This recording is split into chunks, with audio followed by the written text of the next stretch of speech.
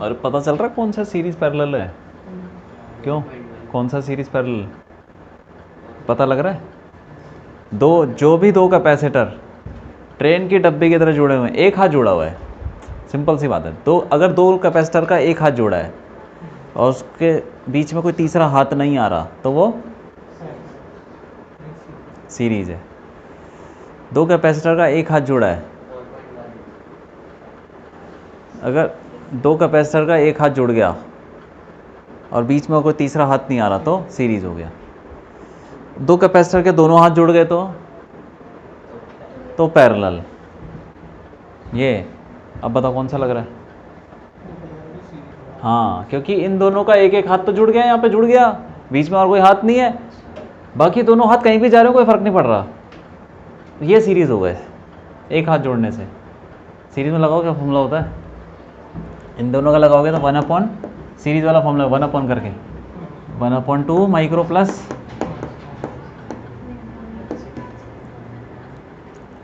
एक तुम ऐसा भी कर सकते हो, देखो ये है ना, एलसीएम ले लो, ऊपर आ जाएगा C1 + C2, नीचे आएगा C1 C2, ठीक है? ठीक है, इसको उल्टा कर दो क्योंकि 1/, है, उल्टा कर दो। तो ये पढ़ा गया ऐसा फॉर्मूला पहले 10th में? फॉर्मूला क्या है? कुछ नहीं है। दो अगर सीरीज में कैपेसिटर तो उसमें सीधा फॉर्मूला लगा सकते हैं। क्या आ जाएगा ये?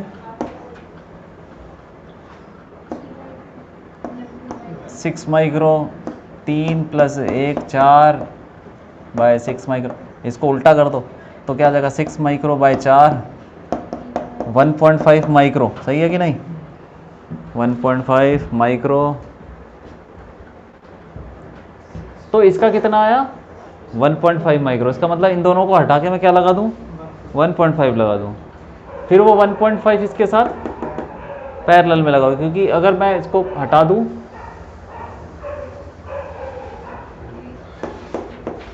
तो इन दोनों कैपेसिटर के दोनों हाथ जुड़े हुए हैं। ये आ रहा है, देखो ये इसका हाथ आ रहा है, इसका हाथ यहाँ से आ रहा है, जुड़ गए। हाथ मतलब तारें, इसकी तार यहाँ से आ रही है, उसकी तार यहाँ से जा रही है, जुड़ गए, पैरेलल हो गया। तो 1.5 दोनों ऐड हो गए, कितना हो गया ये? हाँ, ये 1.5 हो गया। तुम एक ही डायग्राम मत बना, तुम अलग डायग्राम बना लो समझने के लिए। पहले वो बनाओ मेन डायग्राम, फिर उसके नीचे दूसरा डायग्राम जिसमें इन दोनों को हटा के 1.5 लगा दिया, फिर उसके बाद दूसरा दोबारा डायग्राम बनाओ। ऐसे अगर दिक्कत हो रही है, अगर तुम कर पा रहे हो तो ना बनाओ, अगर एक ही में हो जा रहा है, नहीं हो रहा तो डायग्राम बनाओ बार बार, ठीक है? उसके बाद ये दोनों पैरेलल हो गए, कितना हो जाएगा? 4। तो नया डायग्राम बनाओ, इन दोनों को हटा के मैं यहाँ पे एक लगा दूंगा 4 का, और 4 और 10 सीरीज, वही फिर फॉर्मूला लग जाएगा 40 माइक्रो अपॉन 14, तो फिर 20 माइक्रो बाय 7। तो ये आ गया। इन दोनों को हटा के फिर मैं लिख सकता हूँ कि भाई अलग अलग डायग्राम बनाना ज़्यादा सही है, क्योंकि कौन सा डायग्राम कब यूज़ हो जाए कुछ पता नहीं है। ये कितना हो गया? 20 फैरेड। ये आ गया नेट, आ गया भाई, नेट कैपेसिटेंस समझ में आ गया। सीरीज पैरेलल कितना आसान है यार, ठीक है? अब मैं बोलूँ कि कितना चार्ज फ्लो होगा बैटरी से, बैटरी से कितना चार्ज फ्लो होगा? तो जितना इस पे आएगा इस वाले पे आएगा, जितना चार्ज इस पे आएगा इस इक्विवेलेंट वाले पे, इस इक्विवेलेंट पे, इस पे जितना चार्ज आएगा उतना ही चार्ज फ्लो होगा। तो फ्लो मान लो कितना होगा, ये मान लो कितना होगा, इससे क्यू मान लो, क्यू चार्ज फ्लो हो रहा है, तो कितना चार्ज फ्लो होगा निकाल लो। ये तो सीधा C = Q ही लगाओ ना, C equivalent is equal to Q upon potential difference 10 V, ठीक है? तो Q कितना हो जाएगा भाई जो फ्लो करेगा? C इक्विवेलेंट है 20, अरे 20 micro by 7, into 10, 200 micro by 7 coulomb. इतना कूलम चार्ज आ गया। क्यों? इतना ही फ्लो करेगा। आ रहा समझ में?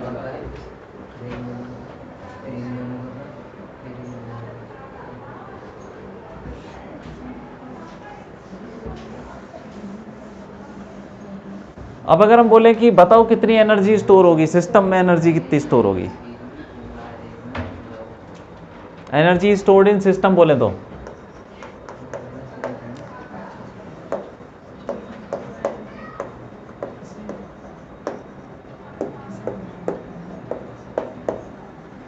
अरे एनर्जी स्टोर सिस्टम का फॉर्मूला लगाओ ना।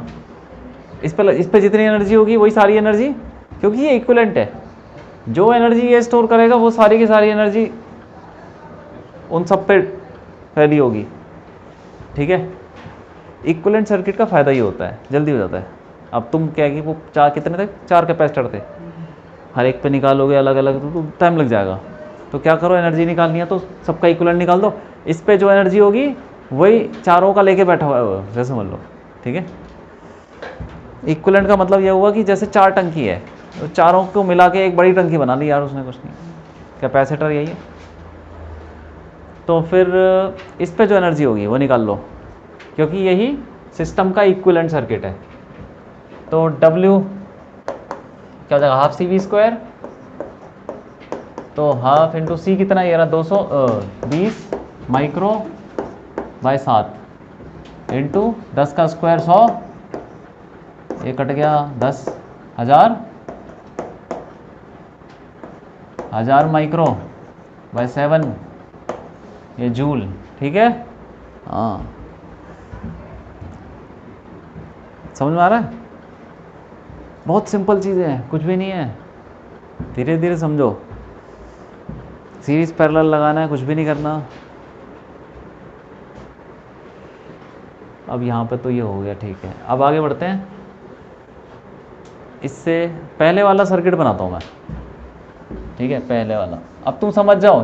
बैटरी से कितना पास हुआ, इतना चार्ज वो निकाल लिया हमने। यहाँ से आ जाएगा, यहाँ पे क्या था 10, और फिर आगे यहाँ पे क्या था, ये 2, और फिर 6, फिर हाँ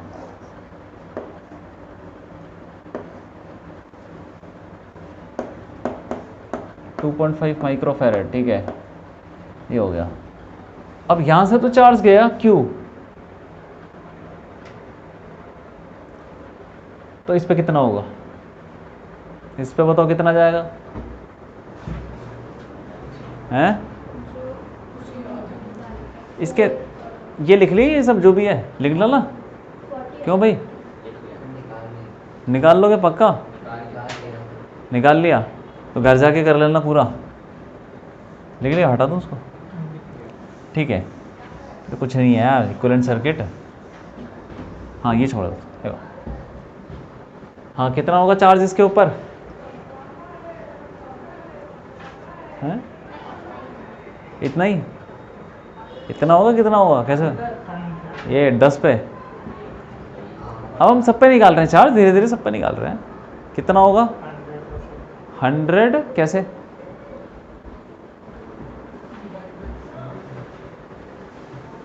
कैसे निकाला बोलो? कैसे निकाला? क्या फॉर्मूला लगाया? Q/V, C=Q/V है। C अब तो ये तुमने ये लगाया C=Q/V, तो Q तो तुमको निकालना है ना, तो Q ले लो Q1 उस पे। C तो तुम्हें पता है 10 माइक्रो। ठीक है, Q1 निकालना है। पोटेंशियल कितना है? कितना पोटेंशियल है? हैं? 10। ये 10 पोटेंशियल डिफरेंस पे आ जाएगा क्या? हैं? इस पे आएगा कैसे? इस पे कैसे आएगा? ये अगर मान लो V2 है, ये V1 है, तो V2 क्या होगा? ये V2 और ये भी V2, और इसका तुम्हें पता नहीं है कुछ, क्यों? इसका भी नहीं पता, ये बीच वाले जो है इसका पता है क्या? इसका तो पता है ना V1, लेकिन ये नहीं पता, तो तुम V2 कैसे बोल रहे हो? ये V2 हो जाएगा क्या? ये तो पता ही नहीं, तो तुम्हें पता नहीं है मतलब, है ना? तो ऐसे मत बोलो V2, तो सोच समझ के बोलो ना, ये V2 है तो वो यही वाले V2 होंगे बस, और फिर इनके बीच में गैप गूप आ गया तो ये कैसे V2 हो जाएंगे? और वैसे भी अगर ये V2 हो गए, V2 हो नहीं सकते यार, क्यों? कुछ अलग ही होगा, कुछ अलग ही होगा, पोटेंशियल पता नहीं कितना होगा। तो ऐसे इसका पता नहीं कितना होगा, फिर इसका भी पता नहीं कितना होगा इनका, क्योंकि बैटरी से तो जुड़ा नहीं है, ये अब हमें, हाँ ऐसे नहीं कर सकते कि मतलब चार्ज पे 200 माइक्रोकूलम बाई 7 है, उस वाले सिस्टम का हमें ना चार्ज निकालना है। किस वाले सिस्टम का? वो इधर वाले का? 2 माइक्रो 6 माइक्रो 2.5 वाले का तो निकालना हमारा हम लोगों ने टोटल कैपेसिटर था, वहाँ से चार्ज निकाल लिया। कैसे निकाल लिया? कैसे निकालेंगे चार्ज? फॉर्मूला बताओ ना। यही तो सी तो हम लोगों का आ गया था 4, जो उसको अच्छा, इस पूरे का 4 आ गया था, हाँ फिर तुम क्या लगाओगे? फिर यही पोटेंशियल डिफरेंस तुम करके रखोगे 10। तुमने तो ठीक है, इसके वाले छोटे वाले डायग्राम बनाओ, बिल्कुल फाइनल वाला तो कितना था, कितना था कैपेसिटेंस? 14 था ना, 14 नहीं 20/7 था, ठीक है। उससे पहले वाले का बनाओ, उससे पहले वाला क्या था? ये था, क्यों? अरे ये था कि नहीं था ये वाला? सेकंड लास्ट डायग्राम मैंने जैसे करके बनाया कि पहले मैंने दो को सीरीज़ में डाला, फिर उसको दोनों को हटा के, तुम्हें भी ऐसे करना चाहिए कि ये पहला डायग्राम, फिर इन दोनों को सीरीज़ में हटा के दो एक लगा दिया तो अगला डायग्राम, फिर उसका अगला डायग्राम। तो मैं सेकंड लास्ट वाला ले रहा हूँ। ये कितना था? 4, और ये तो 10 ही है, क्यों? ये तो वही है जो मैंने ये, और ये 10 वोल्ट, ठीक है। हाँ, तो यार इसका इक्विवेलेंट भी तो बना लेता हूँ, चलो मैं, इसका इक्विवेलेंट कितना है? इसका इक्विवेलेंट है 20 माइक्रो फैरेड बाय 7, ये है, और ये भी 10 है। इस पे चार्ज कितना? वो था ना 200, तो इन पे कितना होगा? हैं? बस, तो 10 पे कितना होगा?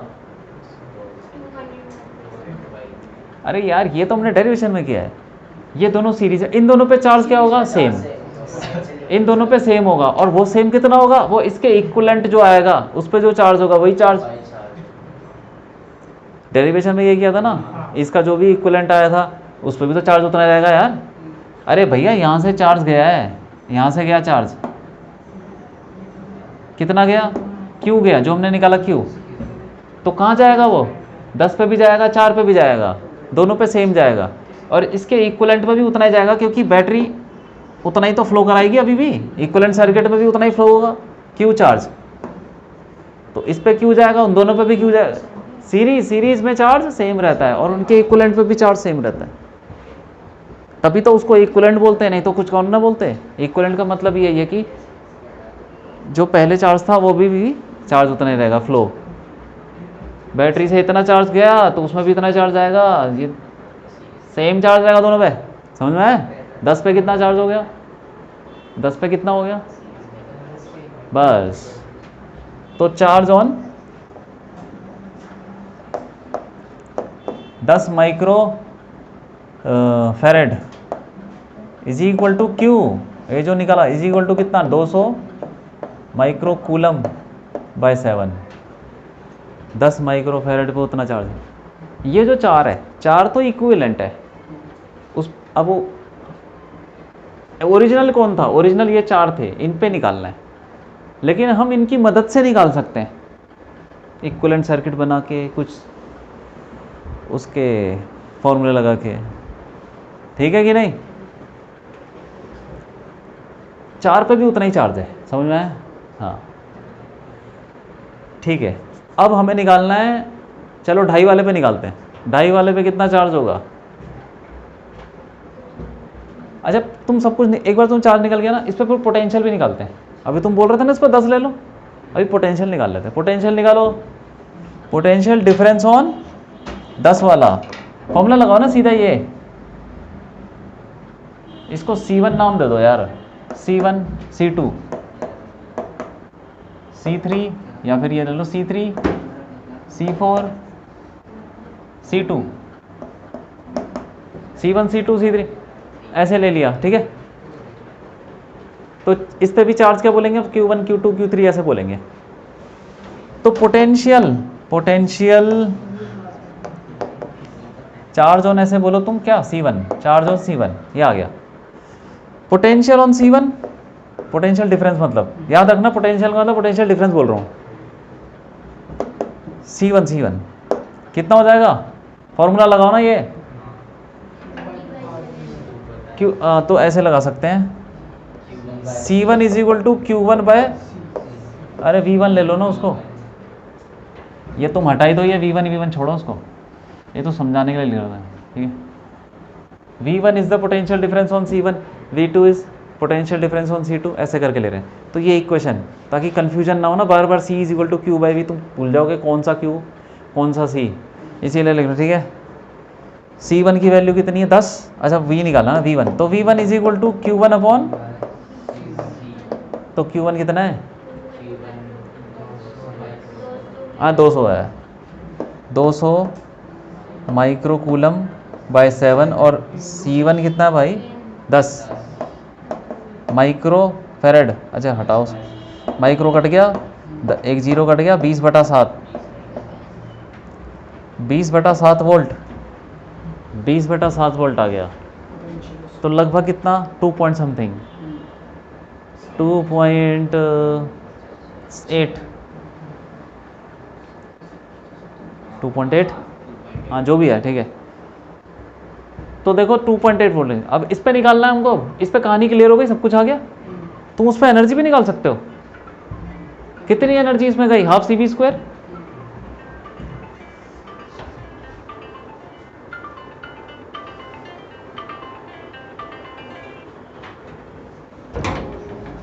हेलो, हाँ जी बताइए, हाँ बताइए। अच्छा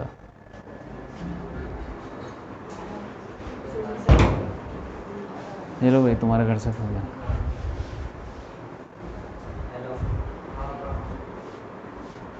ठीक है, तो हमने निकाल दिया, सब निकल गया।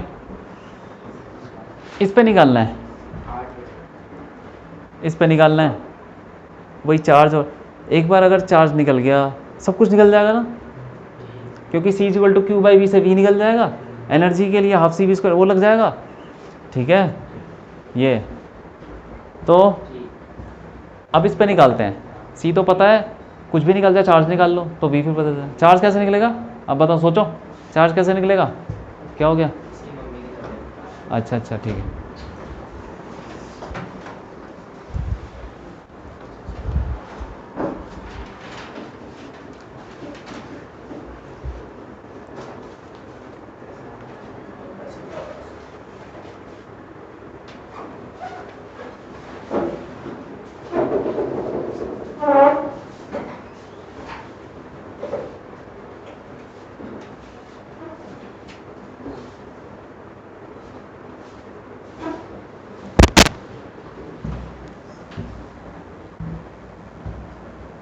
ठीक है, इस पे कैसे निकालेंगे, कुछ भी निकालना हो तो कैसे निकालें,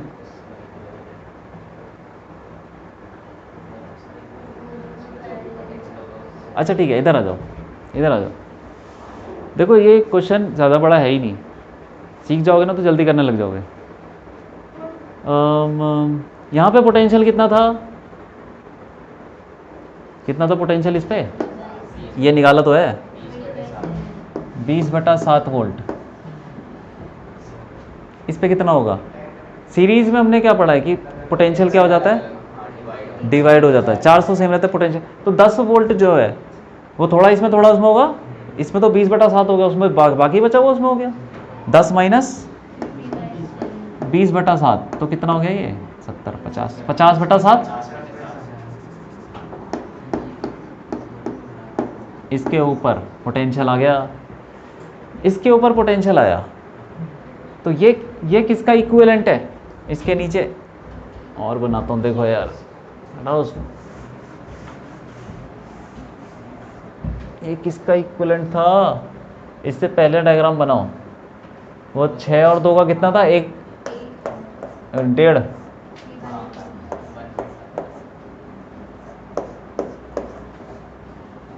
1.5 और ये 2.5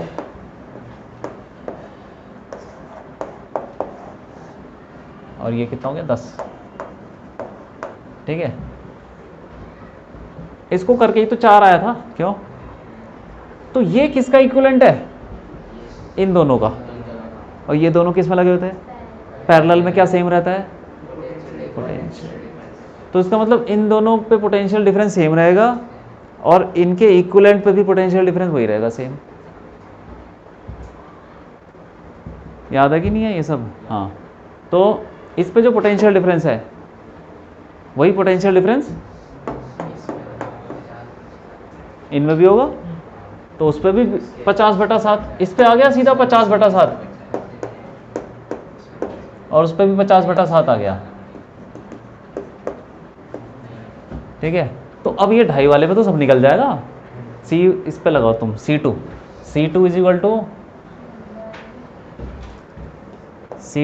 टू Q2 अपॉन V2। तो हमें क्या निकालना है? हाँ, Q2 निकाल लेते हैं, चार्ज आ जाएगा।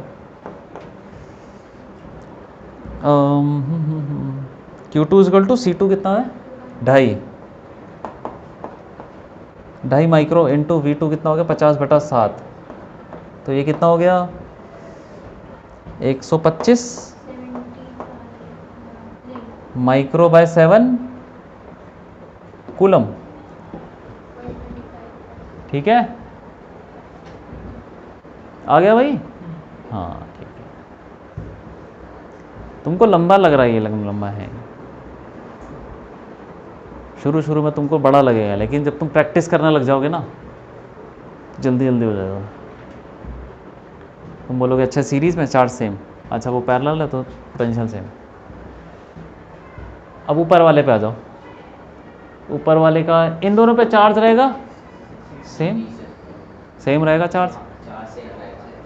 चार्ज सेम रहेगा। अब अभी भी तुम निकाल सकते हो आराम से।